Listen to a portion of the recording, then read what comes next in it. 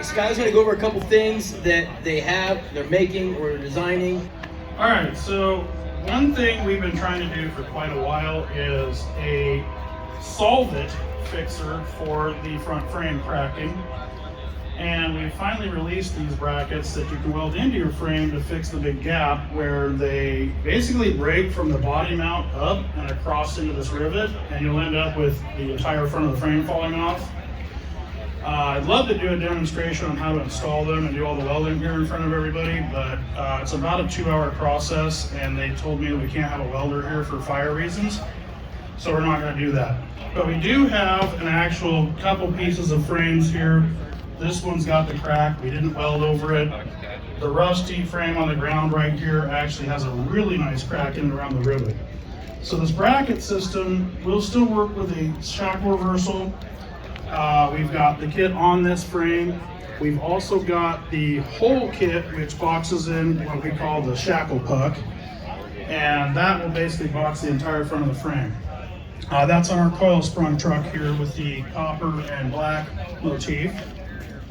So, kind of a semi-difficult kit to install. Not gonna lie, your core support gets in the way. So, you always gotta think about that when you're getting into this. Anyhow, it will definitely help strengthen the frame of these trucks. The reversal does a lot. Some guys are against reversals. Hey, that's fine. Some people don't like good riding trucks. So you can do it either with or without the reversal.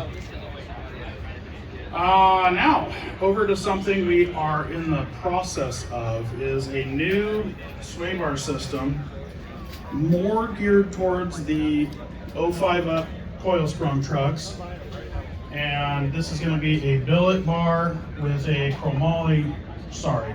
billet link bar with a chromoly center bar. We just did an aluminum one because it's nice and polished and shiny, and people like shiny things, lots of bling bling.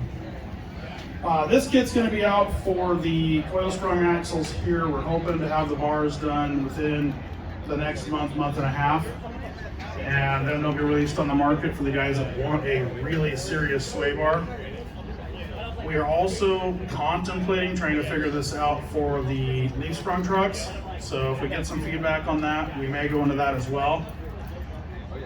Devon continuously has been hounding me every time he sees about doing this for the rear of the, pickups, F250, F350 platform. So we'll have a sway bar system for the rear as well. Other than that, there are a couple neat, nice new things on the chassis here as far as we're doing steering links and all that good stuff. That'll all be 70-75 aluminum, so stronger than steel, much lighter. Lots of potential to polish it, look blingy. Where's all my American Force wheels guys at? They gotta be around here somewhere looking at these traction bars. Anybody? Nobody could show up with American Force wheels this year? We're all poor. All right, so anyway, we've got these ridiculous traction bars on this frame. There's about 40 hours of machine work in these things. They start as a giant block of material, and then we end up with a 55-gallon drum of chips when we're done. So if anybody wants to come over and touch that, yeah, we got our 4-link system out here on our Guam truck. That's a whole new thing that we haven't got into a whole lot yet, mostly because we put it on Wednesday.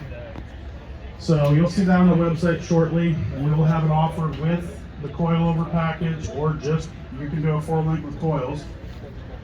Either way, we're gonna have all the pieces, and that I believe is going to be released in about 2 weeks. Yeah, we're good. That's it? We're good? Yeah, I think we're good. We have a whole table here full of other cool stuff. You have tie rods, offset tie rods. We've got blocks. We've got captured blocks. We've got a 05 and up, obviously radius arm with holes all drilled out and welded back in. I mean, we got more than just that. Yeah. So something that I've had over the past few years is a couple guys that we run down with in Baja, running not only a converted OBS truck with coil springs, but a factory coil sprung truck. And they were tweaking the factory radius arms non-stop. And they don't want to do anything that's unreplaceable aftermarket because you can't get it when you're in Mexico if you break down. So they wanted to keep a stock bar, but they wanted it stronger. I am a huge fan of speed holes. So we took factory radius arms, we added a limiting strap mount to them, and then we bored a bunch of holes in them and TIG welded in some tubing to get them more rigid. This is a service we're going to be offering for people. If you want to send in your arms, we can do it, or we can get a new set and do it. Cost is going to be $350 to do your arms, probably about $600-700 with new arms. That doesn't include powder coating, that's just the arms and all the work to do them. They are much stronger than factory. I have not had a set fail, and our guys running the chase trucks down in Baja now in over a year. And we're hoping to see some more guys out here that like the fast speed hole stuff. Thanks so much, Skylar. And thanks for being here 5 years in a row, one of the OGs, just like Chris and Paul, just like John over there. So appreciate you guys coming here every year. Obviously, you know, what you brought to the table in this industry. You were the OGs for the shackle reversal. That was it. That was what started the OBS world for you. Besides Suzuki Samurais and stuff like that, of course. All the cool stuff, as you'd say. So anyway, come check out Sky, Clancy, talk to him about what you're after, pick the brain if you have questions.